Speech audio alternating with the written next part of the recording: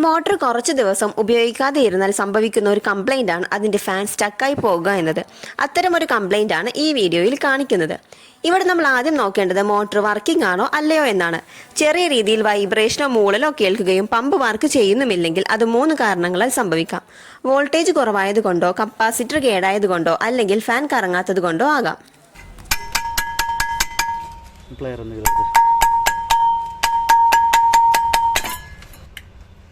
Plug ഊരിട്.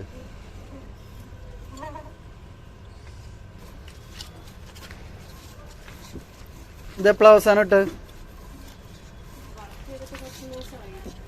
കുറച്ച് ദിവസമായാ?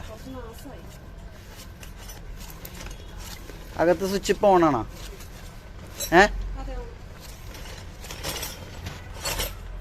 ഇവിടെ ആദ്യം നമ്മൾ മോട്ടോർ സ്വിച്ച് ഓഫ് ചെയ്ത് ഔട്ടർ കവർ റിമൂവ് ചെയ്യുകയാണ് ചെയ്തത്.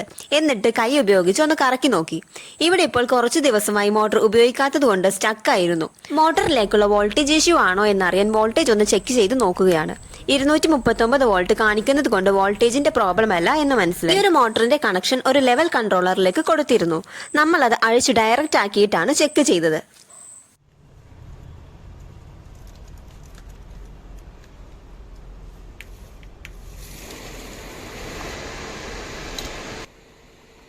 ഇവിടെ ഈ മോട്ടോർ വർക്ക് ചെയ്തതിനാൽ ഈ മോട്ടറിന് മറ്റു കംപ്ലൈന്റുകളൊന്നും തന്നെയില്ല.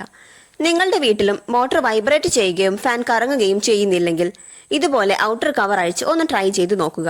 എന്നിട്ടും കറങ്ങുന്നില്ലെങ്കിൽ ഒരു ടെക്നീഷ്യന്റെ സഹായം തേടാം. മോട്ടറിൽ നിങ്ങൾ ചെക്ക് ചെയ്യുന്ന സമയത്ത് ഇലക്ട്രിക്കൽ ഷോക്ക് ഏൽക്കാതിരിക്കാനുള്ള മുൻകരുതലുകൾ എടുക്കുമല്ലോ അല്ലേ? ഇലക്ട്രിക് ഷോക്ക് ഏൽക്കാതിരിക്കാൻ ശ്രദ്ധിക്കേണ്ട കാര്യങ്ങളെക്കുറിച്ച് ഞങ്ങൾ മുൻപ് ഒരു വീഡിയോ ചെയ്തിട്ടുണ്ട്. വീഡിയോ കാണാത്തവർ അതുകൂടി കണ്ടു നോക്കുക. ഈ വീഡിയോ നിങ്ങൾക്ക് യൂസ്ഫുൾ ആണെന്ന് വിശ്വസിക്കുന്നു. വീഡിയോ ഇഷ്ടമായെങ്കിൽ ലൈക്ക് ചെയ്യുക. കൂടുതൽ വീഡിയോസ് ലഭിക്കുന്നതിന് വേണ്ടി ഞങ്ങളുടെ ചാനൽ സബ്സ്ക്രൈബ് ചെയ്ത് അടുത്തുള്ള ബെൽ ബട്ടൺ കൂടി ക്ലിക്ക് ചെയ്ത് ഓൾ എന്ന ഓപ്ഷൻ എനേബിൾ ചെയ്യുക. താങ്ക്